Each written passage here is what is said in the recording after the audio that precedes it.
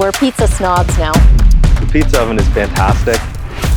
It's a lot of fun. It's not your usual Saturday night. I chose Ciao Bella. It was recommended by one of my friends at the golf course. I checked it out online and I compared it with others. So we bought a Primo oven. And I borrowed it over the winter and I never gave it back. We said, okay, well, let's get a bigger one. And we got the Quattro, which is good because we have a large family and we enjoy doing multiple pizzas at once in the Quattro. So I'm just gonna go get some peppers and basil, the larger ones. Sometimes I add fresh tomatoes or some red pepper, but I love just a plain cheese pizza with burrata on it, and then I pick the fresh basil out of the garden and chop it on top, and this is our go-to for pizza.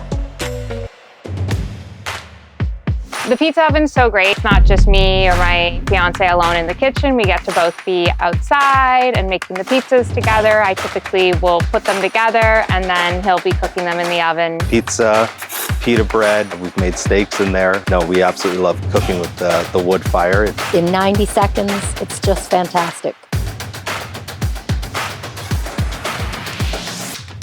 Good job!